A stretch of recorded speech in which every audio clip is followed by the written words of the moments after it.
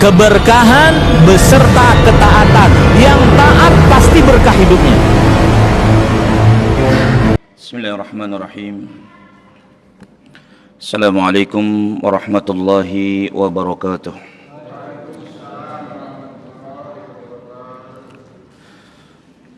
Alhamdulillahi rabbil alamin. Wassalatu wassalamu ala nabiyyina Muhammadin sayyidil mursalin.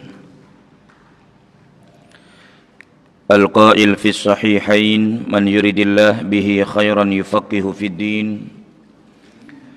Wa ala alihi wa ashabihi wa man tabi'ahum bi ihsanin ila yaumiddin, amma ba'd. Fa ya ikhwati wa akhwati fillah, a'azzani Allah wa iyyakum. Hadirin Bapak Ibu, saudara-saudariku, serta para pemirsa yang semoga dimuliakan, disehatkan dan dirahmati oleh Allah tabaraka wa taala. Alhamdulillah, pertama kita panjatkan puji dan syukur kita kehadirat Allah tabaraka wa taala yang telah melimpahkan kepada kita banyak sekali nikmat, baik itu nikmat dunyawiyah. Allah anugerahkan kepada kita harta berlimpah, Allah anugerahkan kepada kita rumah yang megah, Allah anugerahkan kepada kita kendaraan-kendaraan yang mewah. Terlebih Allah subhanahu wa ta'ala telah memberikan kepada kita kenikmatan diniyah, yakni dua kenikmatan yang sangat besar, dua kenikmatan yang hanya Allah berikan kepada hamba-hamba yang dicintainya saja, yaitu nikmat iman dan nikmat Islam. Sehingga dengan nikmat-nikmat ini, alhamdulillah, di malam yang berbahagia ini Allah subhanahu wa ta'ala kembali kumpulkan kita di Masjid Al-Barakah yang kita cintai ini untuk melanjutkan kembali kajian kitab Al-Qaulul Mufid ala Kitab Tauhid. Kemudian yang kedua, tak lupa salawat dan salam semoga terlimpah kepada Rasulullah sallallahu alaihi wa alihi wasallam, juga kepada keluarganya, kepada para sahabatnya, kepada para tabi'in, atba'ut tabi'in, serta kepada orang-orang yang istiqamah menempuh jalan yang ditempuh oleh Rasulullah sallallahu alaihi wa alihi wasallam. Ikhwati wa akhwati fillah, a'azzani Allah wa iyyakum. Kita lanjutkan kembali kajian kitab Al-Qaulul Mufid ala Kitab Tauhid. Bab yang berikutnya adalah qaulullahi ta'ala, firman Allah tabaraka wa ta'ala. Firman Allah dalam surat Ali Imran ayat 175, yaitu tentang al-khauf, tentang rasa takut. Berkata al-muallif, ini penulis kitab Al-Qaulul Mufid ala Kitab Tauhid, Syekh Muhammad bin Shalih Al-Utsaimin rahimahullahu ta'ala, bahwasanya al-muallif, penulis kitab Tauhid, Syekh Muhammad At-Tamimi rahimahullah, setelah sebelumnya membahas tentang al-mahabbah. Apa al-mahabbah kemarin? Cinta. Maka beliau melanjutkan dengan bab tentang takut. Beliau mengatakan li'annal ibadah, alasannya li'annal ibadata tartakizu ala syai'aini, karena sesungguhnya ibadah itu tegak di atas dua perkara. Karena sesungguhnya ibadah itu tegak di atas dua perkara. Apa dua perkara tersebut? Yang pertama al-mahabbah, cinta. Yang keduanya adalah al-khauf, rasa takut. Fabil mahabbati yakunu imtisalul amri, maka dengan cinta seseorang akan menuruti segala perintah. wa bil khaufi yakunu ijtinaban nahyi, dan dengan takut seseorang akan menjauhi larangan Allah tabaraka wa taala. Jadi dengan cinta kita akan menuruti segala apa yang diperintah. Kita beribadah kepada Allah tabaraka wa taala didasari yang pertama dengan cinta. Karena dengan cinta ini kita bisa menuruti apa yang diperintahkan oleh Allah tabaraka wa taala. Allah perintahkan kita sholat, kita kerjakan sholat. Bahkan Allah subhanahu wa ta'ala ketika memerintahkan kita untuk sholat bukan hanya sekedar mengerjakan saja, tapi mengerjakan sholat dengan memperhatikan syarat dan rukun sholat. Ini bukti cinta. Dengan cinta kita akan menuruti segala apa yang diperintahkan oleh Allah kepada kita. Kemudian dengan takut menjauhi segala apa yang dilarang oleh Allah subhanahu wa ta'ala. Allah melarang kita memakan harta riba. Dengan takut, ya, kita menjauhkan diri kita dari perkara-perkara riba. Kemudian dengan takut kita bisa meninggalkan, ya, contoh misalkan membunuh, mencuri, ya, dan lain sebagainya. Yang jelas Syekh Muhammad bin Shalih Al-Utsaimin mengatakan sesungguhnya ibadah ini tegak di atas dua perkara. Yang pertama al-mahabbah, yang keduanya adalah apa? Takut. Dengan cinta kita bisa menuruti apa yang diperintah, dan dengan takut kita bisa meninggalkan apa yang dilarang, ya. Kemudian yang berikutnya al-muallif mengatakan, mana yang lebih afdol, mana yang lebih utama, lebih besar rasa takut atau lebih besar rasa cinta? Atau di sini dikatakan, halil afdal lil insan an yughalliba janibal khauf atau yughalliba janibal raja. Mana yang lebih utama bagi seseorang? Apakah yang dominan itu rasa takut atau berharap atau cinta tadi? Mana yang harus lebih besar? Nah, di sini ikhwati wa akhwati fillah azani Allah yakum, kalau pertanyaannya mana yang harus lebih besar antara rasa takut dengan cinta atau rasa takut dengan harapan ini, beliau mengatakan ikhtalafa fi dzalika, para ulama berbeda pendapat. Para ulama berbeda pendapat. Yang pertama, ada yang menyebutkan yang bagi an yughalliba janibal khauf, semestinya ada dalam diri seseorang yang paling dominan itu rasa takut. Yang paling dominan adalah rasa takut. Ini pendapat yang pertama. Daripada roja atau mahabbah tadi, lebih besar harusnya rasa takut. Liyahmilahu dzalika ala ijtinabil ma'siyah, agar membawanya untuk menjauhkan diri dari melakukan maksiat kepada Allah tabaraka wa taala. Jadi kalau yang paling besar dalam diri seseorang adalah rasa takut, maka dia akan menjauhkan diri dari maksiat kepada Allah tabaraka wa taala. Baru setelah itu dia mengerjakan perintah-perintah Allah tabaraka wa taala. Jadi ini yang pertama. Yang paling dominan rasa apa? Rasa takut. Ini pendapat yang pertama. Jadi yang paling besar, yang paling dominan hendaknya ada dalam diri kita rasa takut. Ya. Kemudian yang kedua, yughallibu janibar roja.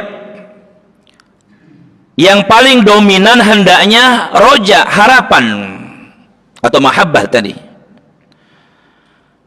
Karena kalau ada dalam diri kita yang paling besar itu adalah harapan, maka kita akan menjadi orang yang mutafailan, optimis.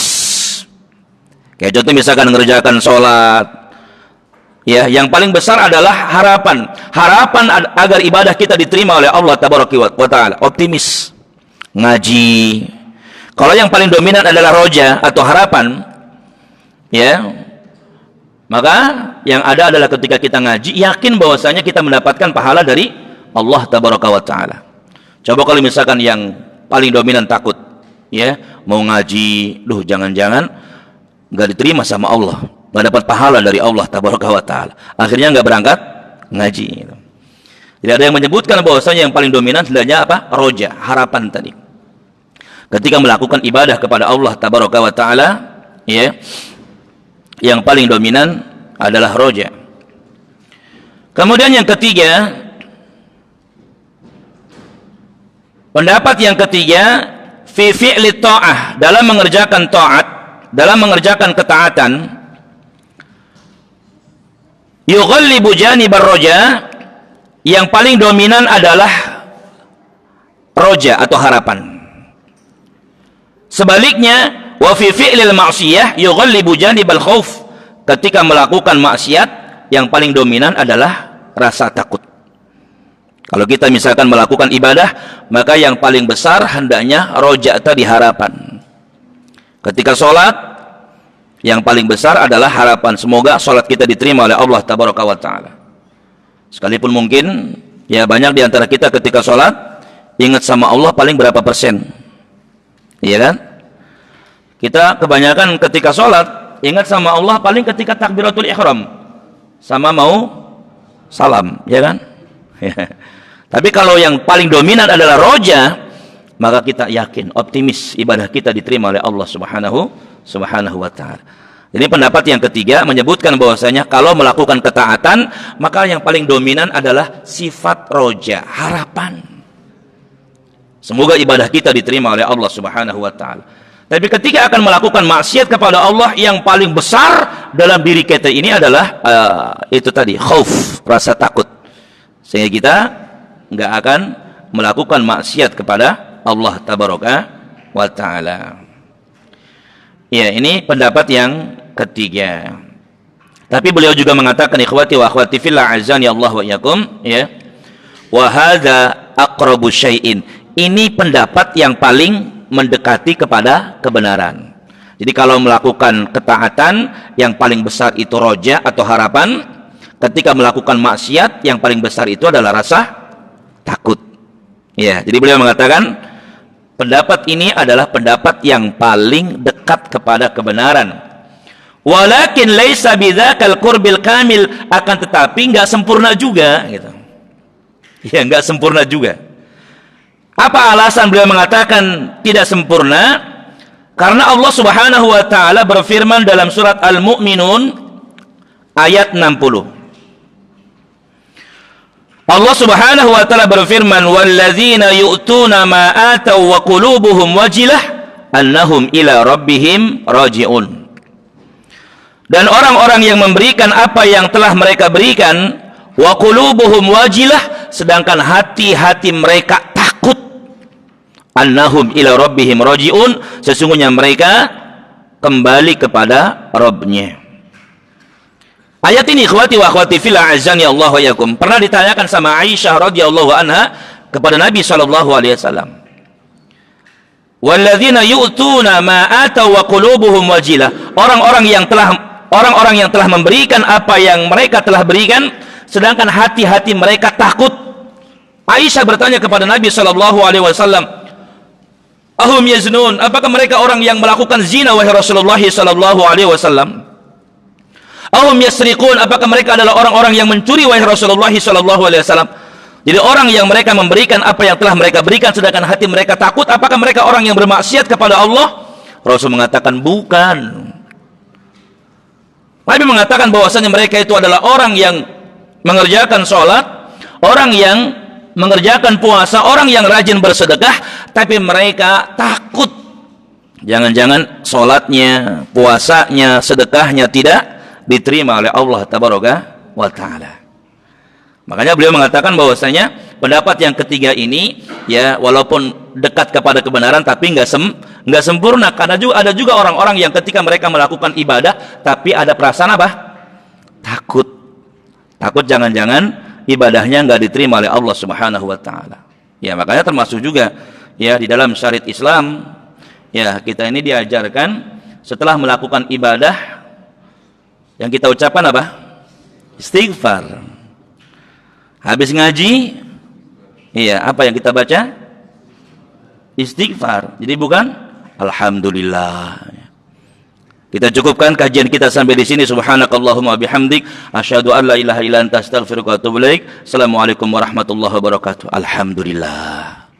Sudah selesai. Gitu. Jadi bukan alhamdulillah tapi istighfar. Ya. Setelah kita sholat, selesai sholat apa yang diajarkan dalam Islam? Istighfar. Ya. Makanya beliau mengatakan pendapat yang ketiga ini pun ya sekalipun mendekati kebenaran tapi enggak benar-benar sempurna gitu. Karena ada dalil yang mengatakan walladzina yu'tuna ma ata wa qulubuhum wajilah annahum ila rabbihim rajiun. Beliau mengatakan ayyakhafuna alla yuqbala minhum, mereka takut ibadah mereka tidak diterima oleh Allah Subhanahu wa taala. Ya. Ibadah mereka tidak diterima oleh Allah Tabaraka wa taala.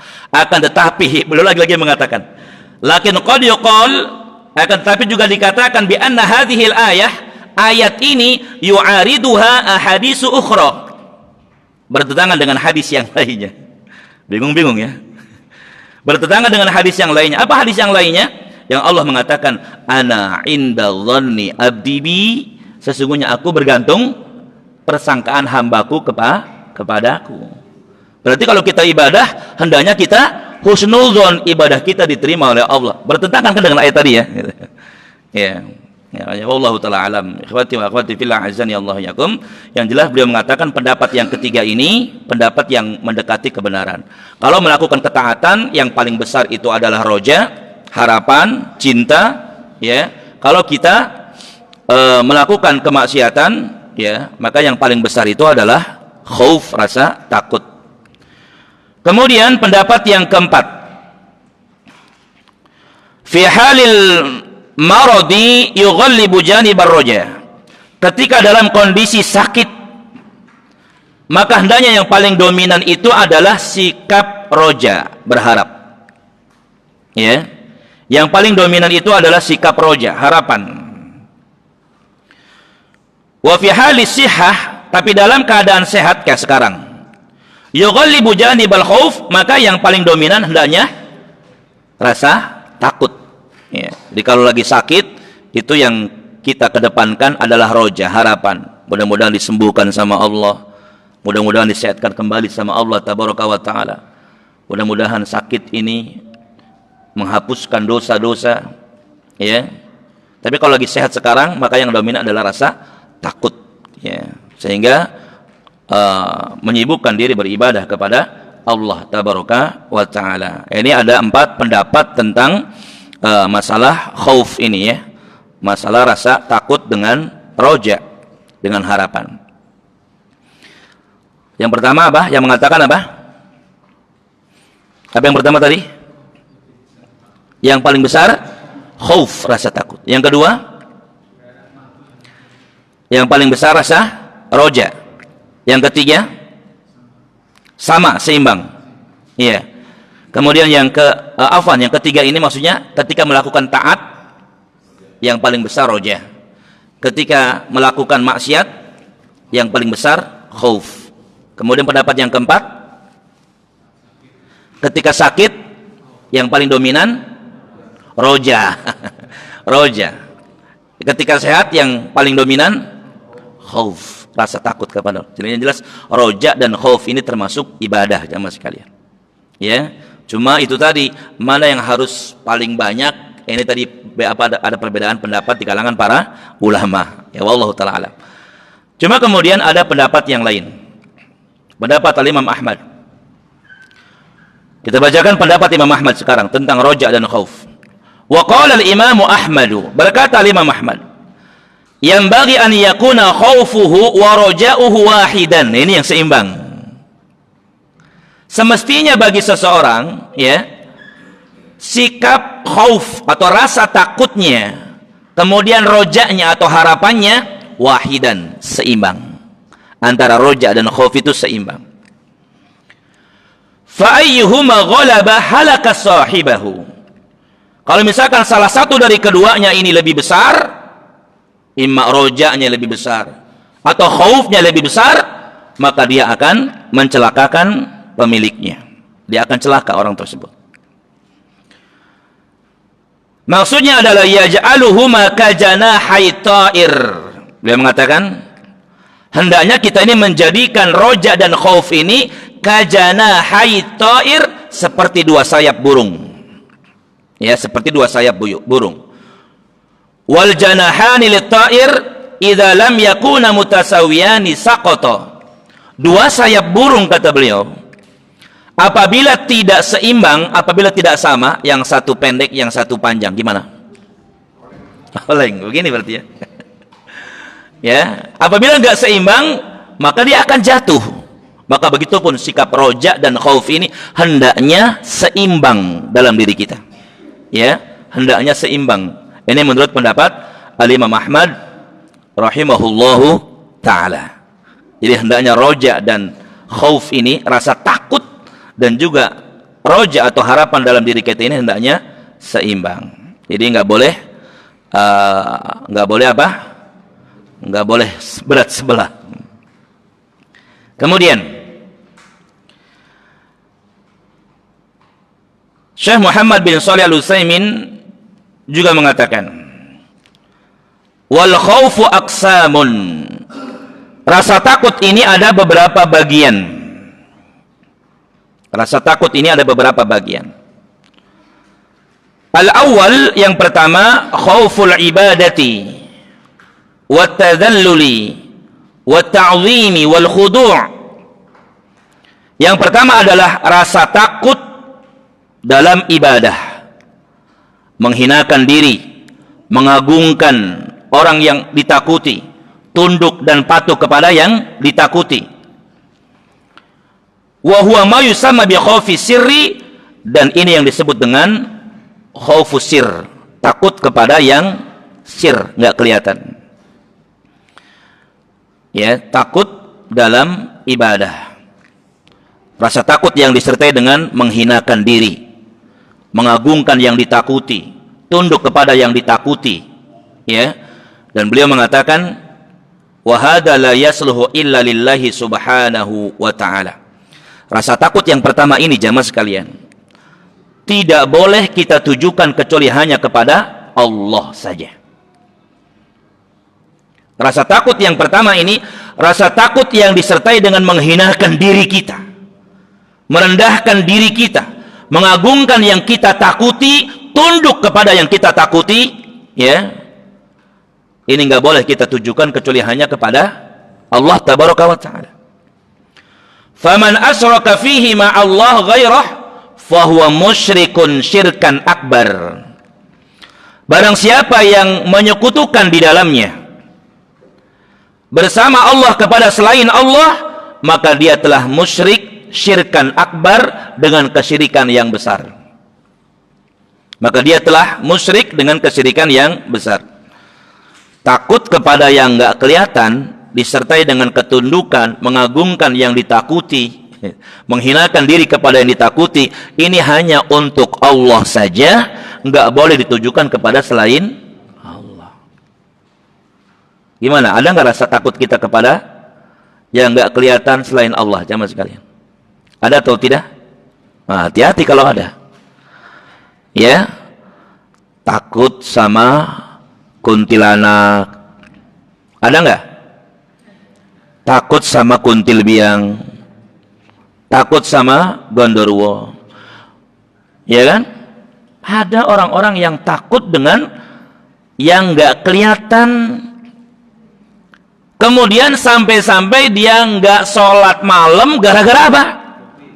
Kunti. Ada misalkan yang rumahnya 2 lantai.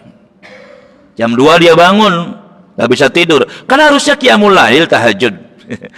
Cuma pas bangun dia kan karena turun tangga gitu, ya, dia merasa apa? Wah, iseng, jangan-jangan di tangga ada suster ngesot gitu kan. Ya, ini nggak boleh takut-takut seperti ini.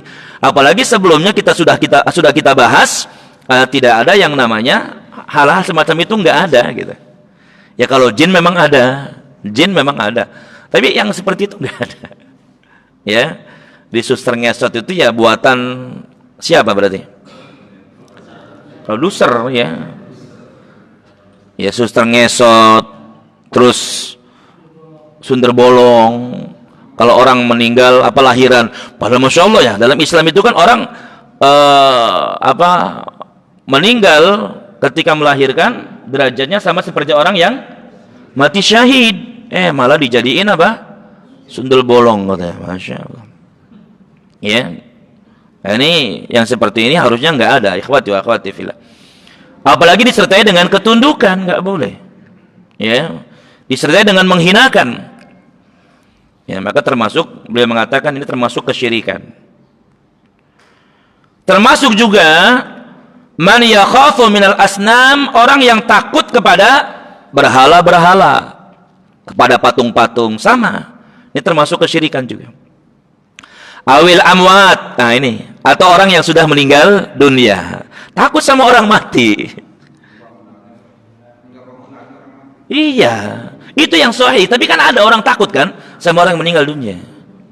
Istrinya meninggal dunia,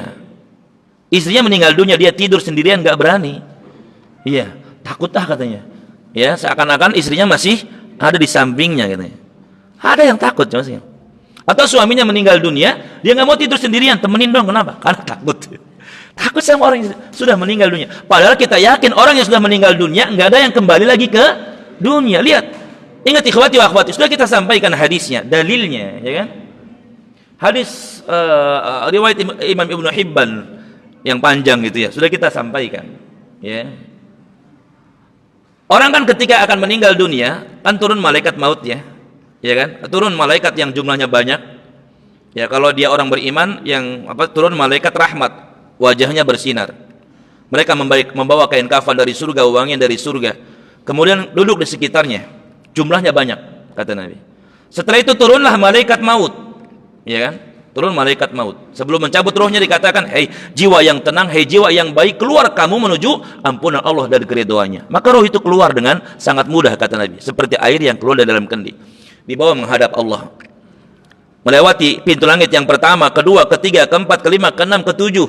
Kemudian Allah perintahkan, kembalikan dia ke tanah. Dari sana aku ciptakan dia, dan ke sana aku kembalikan dia.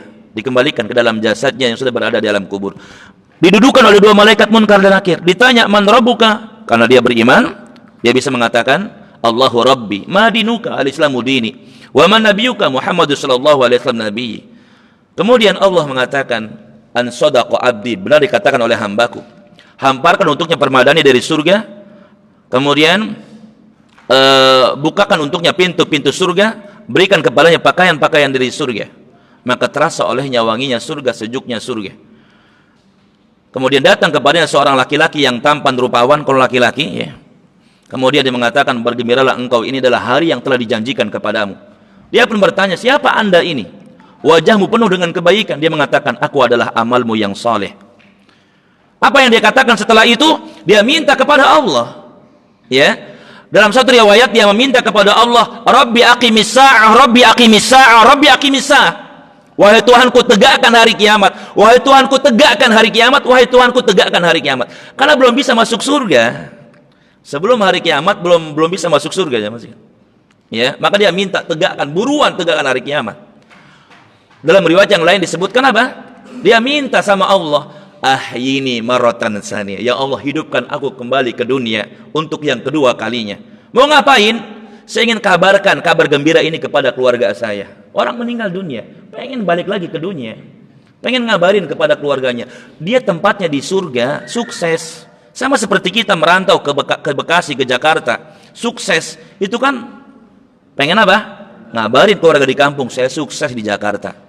Ya, saya sukses di Jakarta. Orang yang di kuburan juga sama. Ketika diperlihatkan tempat tinggalnya di surga, maka dia pun ingin kembali ke dunia. Tapi Allah mengatakan, sudah merupakan ketetapan dariku, orang yang telah meninggal dunia, nggak ada yang balik lagi ke dunia. Jadi nggak ada orang yang sudah meninggal dunia itu balik lagi ke. Tapi ada orang-orang yang takut dengan orang-orang yang telah meninggal dunia. Ya, lewat rumah orang yang meninggal, kok merinding ya gitu. Ya, iya.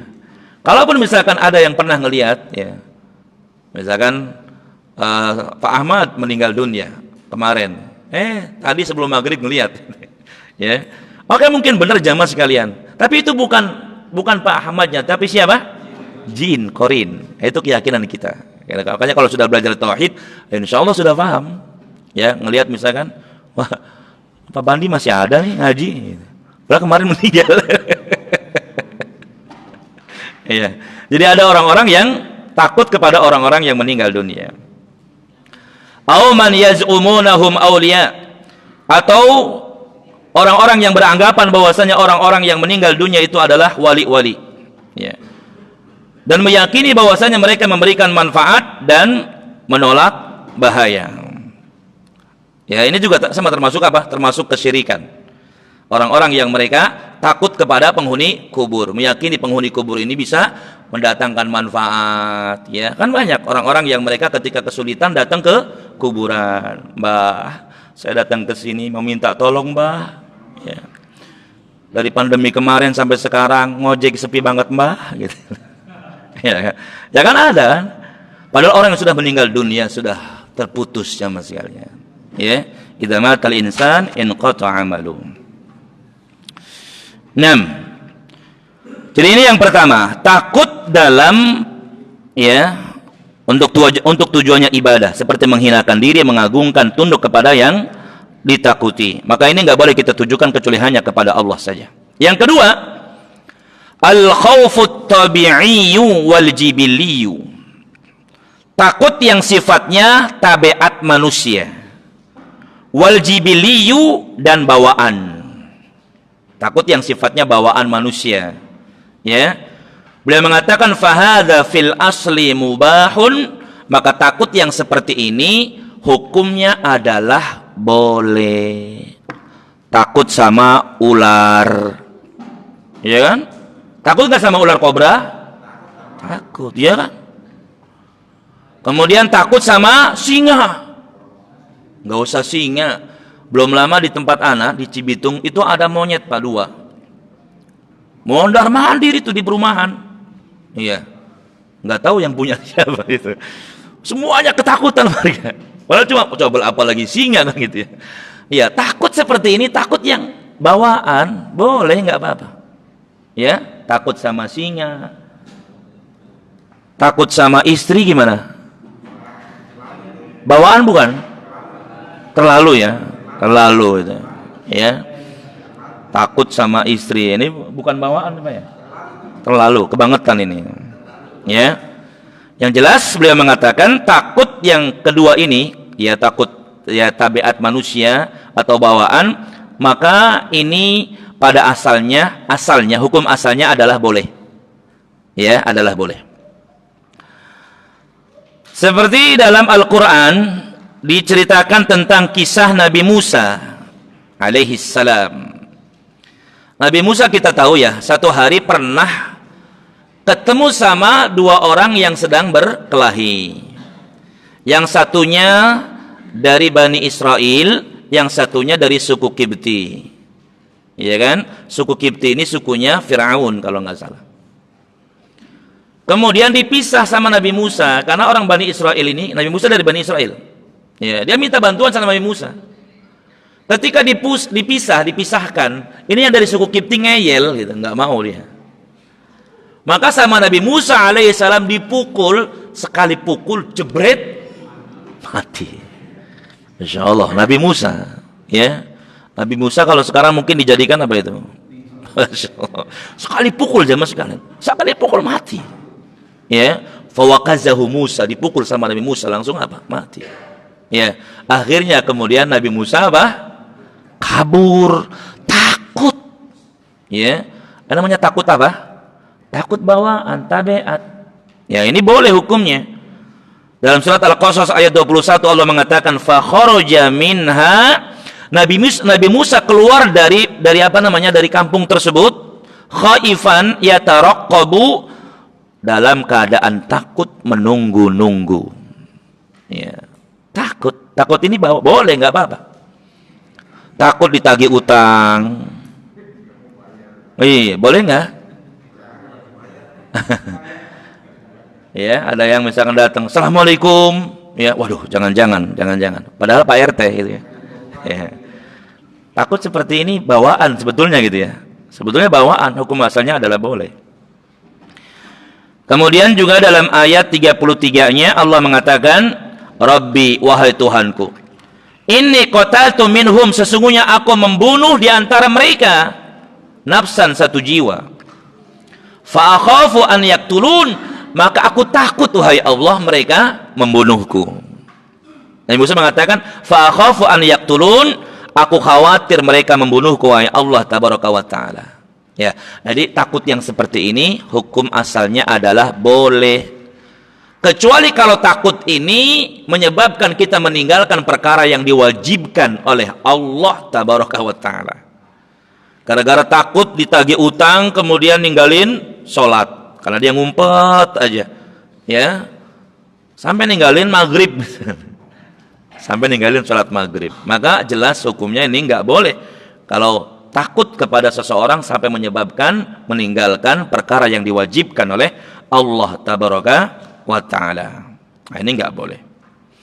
Nah, ikhwati wa akhwati fillah azani Allah yakum. Kemudian yang terakhir beliau mengatakan korelasi takut dengan tauhid itu apa? Beliau mengatakan ya, kaitannya rasa takut dengan tauhid, anna min aqsamil khauf, sesungguhnya di antara bagian-bagian takut, ma yakunu syirkan, ada di antara takut itu yang mengarah kepada kesyirikan, munafiyan lit tauhid, menafikan tauhid. Maka dibahas dalam kitab ini yaitu khauf atau rasa takut.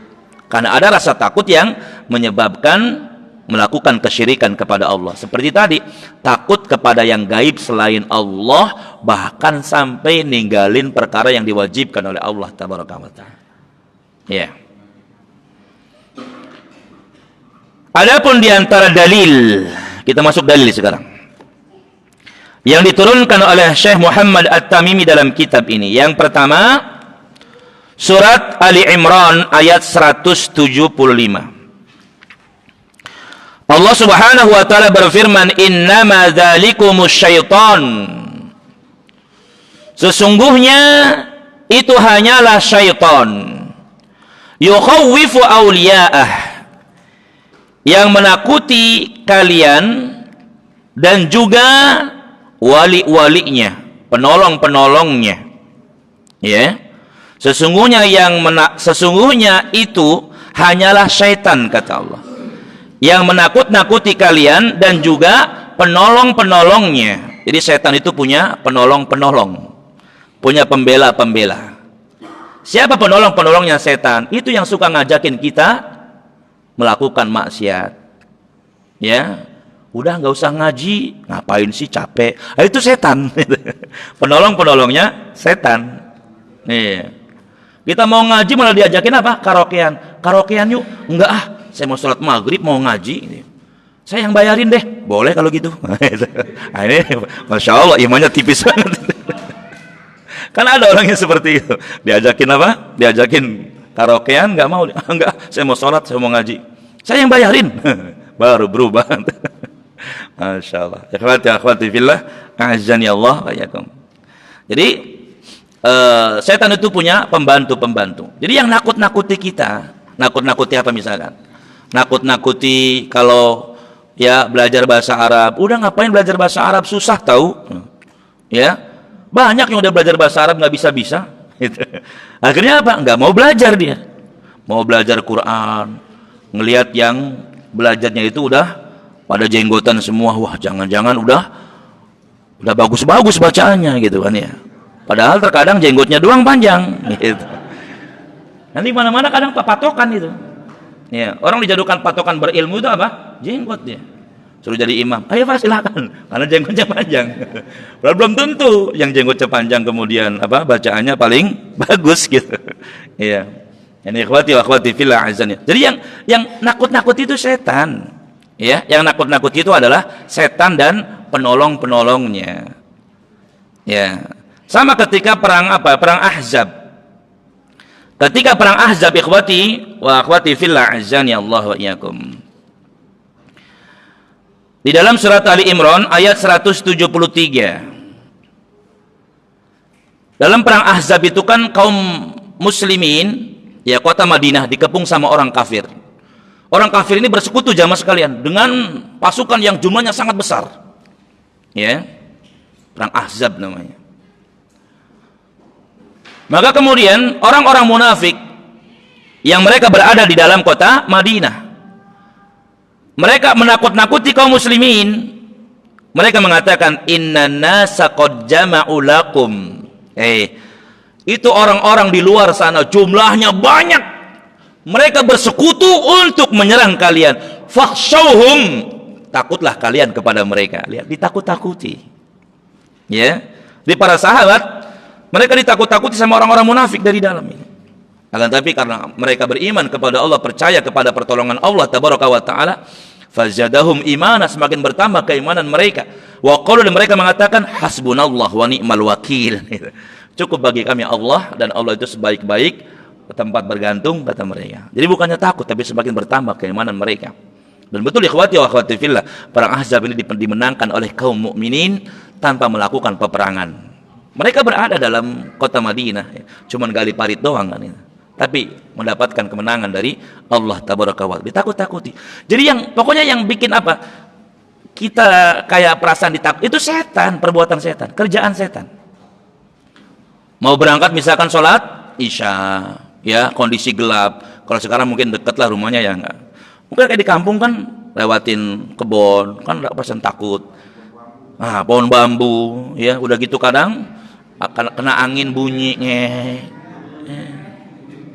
Iya. Orang kalau udah takut kan masya Allah jamaah sih kan. Itu perasaan kayak ada hantu kan itu. Iya, pengalaman soalnya dulu. Ya, pulang malam ngelihat apa? Ada putih-putih tinggi. Dalam hati, wah setan. Bukan. Yang satunya bilang, bukan. Setan. Bukan. Tapi sambil jalan gitu. Tapi sambil siap-siap juga. Kalau setan berlari gitu. Pas sudah deket ternyata apa? Bambu ada karungnya gitu. Masya Allah, orang takut sama sekali. Ya kan? Itu yang bikin kita takut, itu setan. Ditakut-takuti sama setan, kata Allah tabaraka wa taala. Ya, innama dzalikumus syaiton yukhawifu awliya'ah. Maka termasuk di sini dikatakan oleh Syekh Muhammad bin Shalih Al-Utsaimin ketika menjelaskan firman Allah surat Ali Imran ayat 173, innan nas qad jama'u lakum fakhshawhum.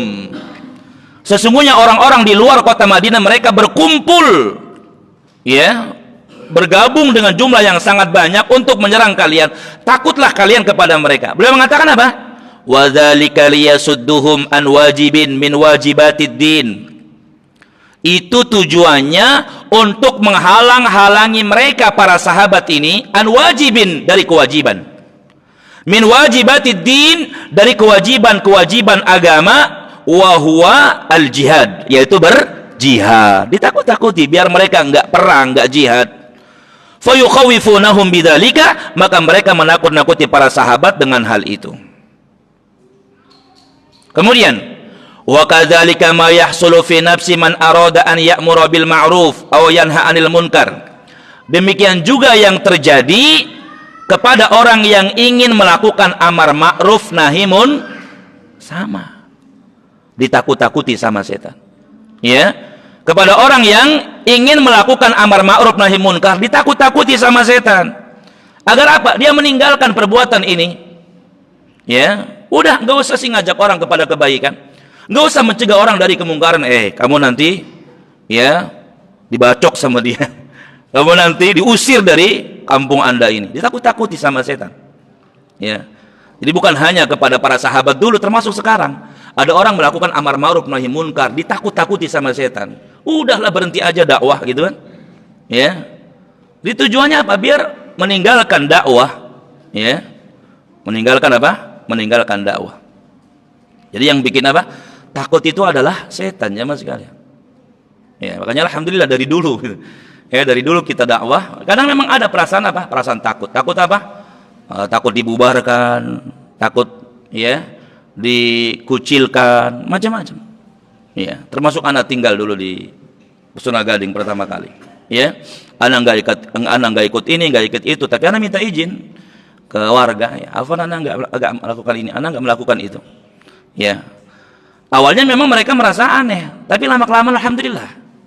Ya, yang tadinya mereka benci, sekarang mereka senang. Bahkan termasuk mereka minta ana untuk apa? Ngisi pengajian. Kayak kemarin gerhana juga mereka minta ana jadi imam sholat. Cuma kemarin akan ada jadwal bahasa Arab, nggak bisa. Iya. Jadi yang bikin kita takut itu apa? Nakut-nakut ini setan dan apa? Penolong setan. Dan Allah mengatakan dalam ayat ini apa? Fala takhafuhum. Jangan kalian takut kepada mereka. Jangan takut kepada mereka. Wa khafuni, takutlah kalian kepada aku, kata Allah. In kuntum mu'minin, jika kalian adalah orang-orang yang beriman. Ya, jika kalian adalah orang-orang yang beriman. Jadi kalau kita ditakut-takuti dengan apa saja, takut mengatakan kebenaran, jangan takut ikhwati wa akhwati fillah. Katakan yang benar itu adalah benar. Ya, karena terkadang ada orang yang karena dia takut, akhirnya dia mengatakan mengatakan kebalikannya gitu. Contoh misalkan ada yang nanya, gimana hukumnya mengucapkan selamat Natal kepada orang kafir? Karena dia takut mengatakan apa? Boleh gitu. Ya kan? Karena apa? Karena takut. Apalagi misalkan dia punya jabatan, dia punya apa? Kedudukan, ya. Yang kalau misalkan dia mengatakan nggak boleh, langsung dipecat misalkan. Iya. Itu yang bikin takut. Ya, itu adalah perbuatan setan dan para penolongnya. Ya. Nah, ini ayat yang pertama. Kita adzan dulu. Nanti kita lanjutkan setelah adzan insyaallah taala. Subhanakallahumma bihamdik, asyhadu an la ilaha illa anta, astaghfiruka wa atubu ilaik. Assalamualaikum warahmatullahi wabarakatuh.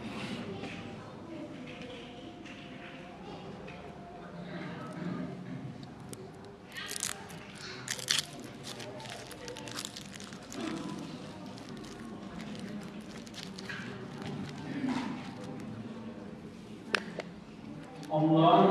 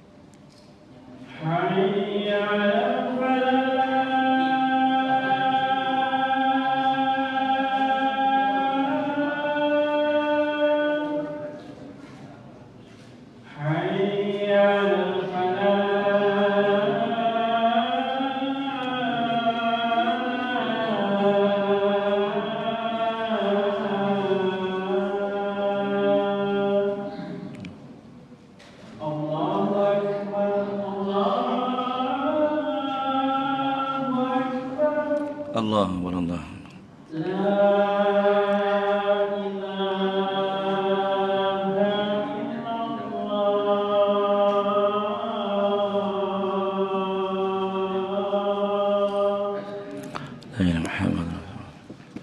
Allahumma rabb hadhihi da'wah.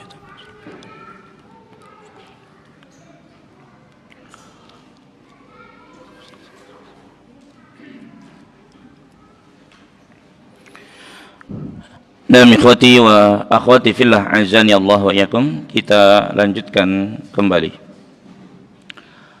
Tanya jawab atau materi lagi? Tanya jawab. Nah, ya silakan kalau ada yang ingin disampaikan. Ya. Ya, yang jelas tadi terakhir apa? Jadi yang bikin takut dalam diri kita itu siapa?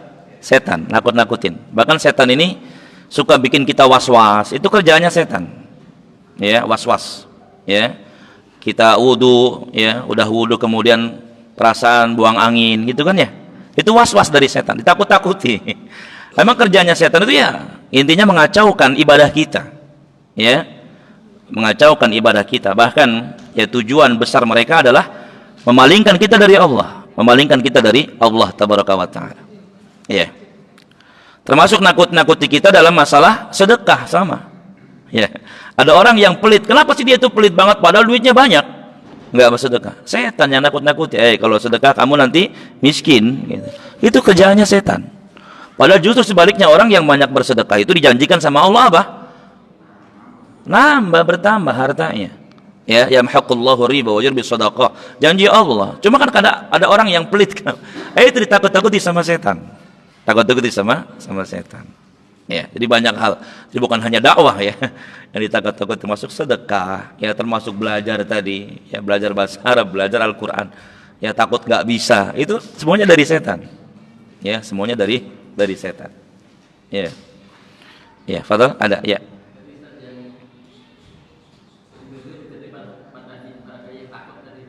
Apa tuh? Oh, kalau menimbang mafsadat dan mudarat. Iya.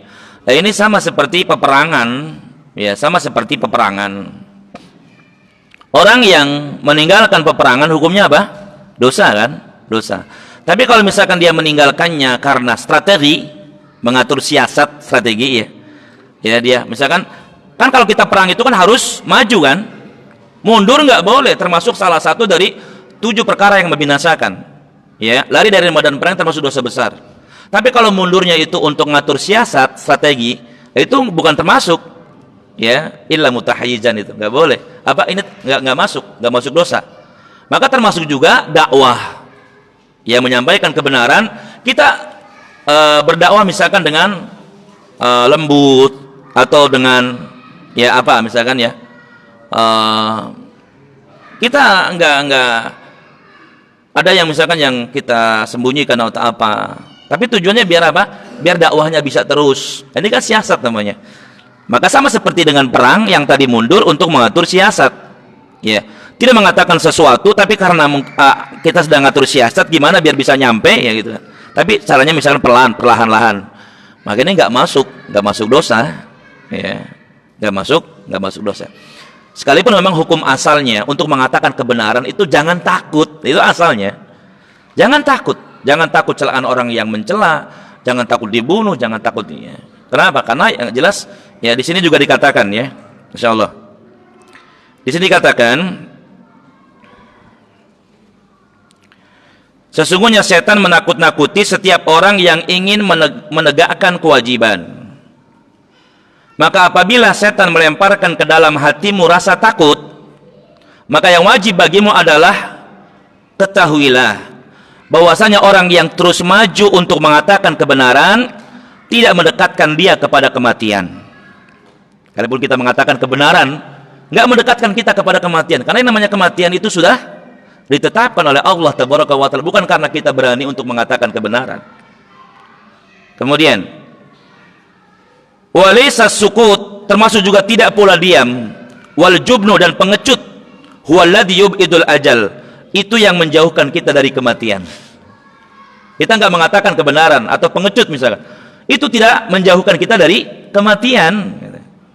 Fakam min da'iyatin sada'a bil haq, berapa banyak dai penyeru kebaikan ya, wa mata ala firashihi, yang meninggal di atas pembaringannya. Berapa banyak orang yang menyeru kepada kebaikan meninggal di atas pembaringan, bukan karena dibunuh, bukan. Sekalipun memang banyaknya orang yang mendakwahkan kebenaran mereka dibunuh kan, banyaknya, kebanyakan lagi. Ya, Anda misalkan kayak dai di India atau di mana kan, imam masjid tembak gitu kan. Karena menyeru kepada kebenaran. Ya, tapi enggak semua. Karena beliau mengatakan berapa banyak orang yang menyeru kepada kebenaran meninggal dunia di atas pembaringannya. Dan berapa banyak orang yang pengecut tidak mengatakan kebenaran, qutila fi baitihi, dibunuh di rumahnya. Dibunuh di rumahnya. Wandur ila Khalid bin Al-Walid, lihatlah Khalid bin Al-Walid. Gagah berani, ya kan? Panglima perang yang kalau perang dipimpin sama Khalid bin Walid nggak pernah kalah. Sampai-sampai Umar itu narik Khalid supaya mundur dari panglima perang. Kenapa? Karena orang-orang banyak mengkultuskan Khalid gitu. Khawatir orang-orang mengkultuskan Khalid. Karena Khalid nggak pernah kalah dalam peperangan. Yang dipimpin sama Khalid nggak pernah kalah. Ditarik sama Umar, biar apa? Digantikan sama Usamah ya. Digantikan, ya. Biar orang-orang nggak mengkultuskan Khalid. Ingat, kemenangan dalam peperangan itu semuanya dari Allah Tabaraka wa Ta'ala. Jadi bukan karena panglima perangnya gitu. Cuma karena khawatir mengkultuskan ini kemudian ditarik Khalid. Gagah berani jamaah sekalian. Bahkan ketika meninggal dunia, lukanya itu semuanya di depan. Semua lukanya di depan, bukan di belakang. Itu buktinya apa? Maju. Ya, maju. Jadi bukan lari. Kalau di belakang banyak di belakang, lari di belakang. Ya, karena juga kadang bayangin ya, anak ini kalau misalkan ditakdirkan perang paling depan apa paling belakang ya. Terus anak orangnya takutan jemaah sekalian. Ya, anak tuh nggak mau ribut gitu kan. Ya, kayak pagi misalkan anak pengen makan bakso habis di Metropolitan, ya ngisi parkir di pinggir jalan, itu padahal muat gitu. Orang ada setelah anak itu mobil lewat bisa gitu. Ada mobil bagus banget, nggak mau lewat klaksonin anak suruh supaya aduh kata anak ini. Dalam hati pengen marah sih gitu. Cuman nggak mau ribet lah. Ya. Anak parkir di tempat yang lain. Ya. Nah, ini makanya anak kalau bisa ditakdirkan perang kira-kira di depan apa di belakang. Ya. Dia Khalid bin Al-Walid ini berani jamaah sekalian. Tapi apa? Wa mata ala firashihi, meninggal dunia di atas pembaringan. Ya, jadi yang jelas apa? Tadi yang ditanyakan, kalau untuk mengatur siasat gitu ya, artinya biar dakwahnya langgeng, ya pelan-pelan. Yang jelas gimana caranya menyampaikan kebenaran ini tetap sampai, tapi mungkin perlahan, nggak sekaligus gitu. Ya, jadi orang mengetahui kebenaran itu dengan perlahan. Nah ini nggak apa namanya, bukan termasuk perkara yang nggak boleh, bukan. Ya, kalau tujuannya ngatur siasat boleh. Ya ibaratnya apa? Gimana caranya kita menggiring seekor singa masuk ke dalam kandang, tapi singanya nggak sadar kalau dia kita giring ke kandang gitu. Gimana? Ya, paham maksud Anda? Ya, sama seperti kita ngajak kebenaran. Misalkan orang kalau kita ajak sekaligus nggak mau dia, gitu. Tapi kita giring perlahan. Kita kenalkan ini Islam, ini sunnah, ini bukan sunnah. Tapi perlahan. Ya, itu bukan menyembunyikan kebenaran, tetap. Itu termasuk menyampaikan kebenaran. Sekalipun mungkin tinggal cari pasnya kapan. Ini sama seperti kemarin hadis tentang apa?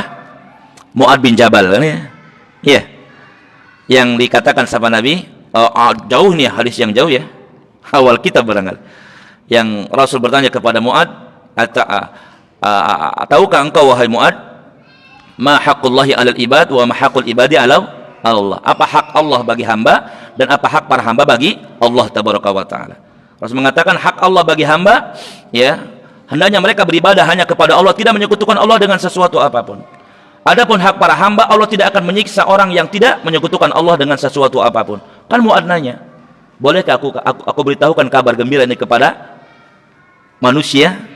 Rasul mengatakan, jangan, la tubashirhum fayattaqilu. Jangan kabarkan kabar gembira ini kepada mereka. Khawatir mereka itikal, ya, pasrah kepada Allah tanpa melakukan usaha gitu. Ya. Tapi kan nyampe enggak kepada kita hadis Mu'ad tadi? Nyampe. Jadi perlahan gitu. Jadi yang Anda pahami gitu. Ya. Tetap menyampaikan kebenaran juga. Ya, wallahu taala alam. Sudah? Ya, kalau tidak ada, ini ada WA dari teman. Ustaz, kalau ada yang butuh alat bantu disabilitas seperti kursi roda, tongkat, kaki palsu, iya, tangan palsu, enggak, kaki palsu di sini. Ya. tolong kabari saya. Insya Allah saya bantu, tapi tidak bisa cepat. Ya, barangkali DKM butuh apa? Kursi roda gitu kan. Ya, silakan diajukan. Nah, ikhwati wa akhwati fillah azani Allah wa yakum. Demikian yang dapat kita sampaikan. Mudah-mudahan memberikan manfaat. Yang benar hanya datang dari Allah, dan yang salah dari kejahilan saya. Untuk itu mohon dibukakan pintu maaf yang seluas-luasnya. Subhanakallahumma bihamdika asyhadu an la ilaha illa anta astaghfiruka wa atubu ilaik. Assalamualaikum warahmatullahi wabarakatuh.